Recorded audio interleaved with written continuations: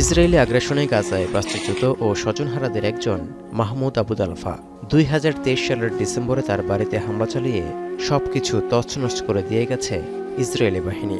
নিহত স্ত্রী ও 5 সন্তানসহ পরিবারের 35 সদস্যের কবরও দিতে পারেননি। জীবন রক্ষায় ছুটেছেন এক শহর থেকে অন্য শহরে। রোববার থেকে যুদ্ধবিরতি কার্যকরে 13 মাস পর মাটিতে মিশে যাওয়া বসতভিটায় ফিরেছেন মাহমুদ।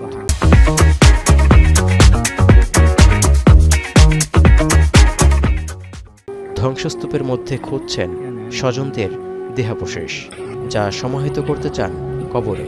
তবে খালি হাতে ধ্বংসাবশেষ সরানোর এক কঠিন চ্যালেঞ্জের মুখোমুখি তিনি।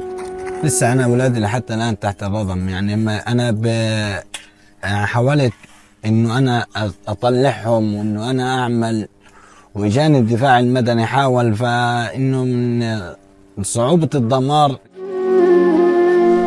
এই মুহূর্তে নিজের বাড়িতে ফিরে মাহমুদের মতো ধ্বংসস্তূপে প্রিয়জনের নিথর দেহাবশেষ খুঁজে বেড়াচ্ছেন আরও বহু গাজাবাসী।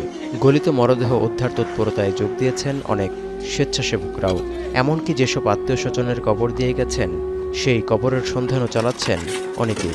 احنا كنا دفنينهم في مكان ثاني، دفناهم بعدها لما روحنا من الاجتياح شهر 6 دفناهم في هنا المنطقة.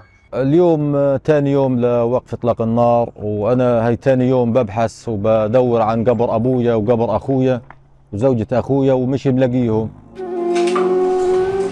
এদিকে ধ্বংসস্তূপে রূপ নেয়া নিজ ঘরে ফিরে কোনো রকমে মাথা গোজার ঠাঁই করে নিতে ব্যস্ত সর্বহারা মানুষেরা।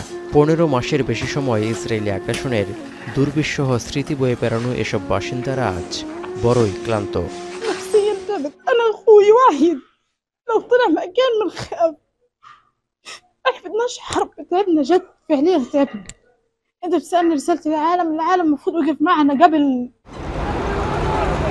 23 লাখ গাজাবাসীর জীবনযুদ্ধের এক কঠিন বাস্তবতার মধ্যে খাবার, ওষুধ, সুপেয় পানি ও জ্বালানি সহ সব মানবিক সহায়তা নিশ্চিতে রোববার থেকে ঢুকছে শত শত ত্রাণ বোঝাই ট্রাক।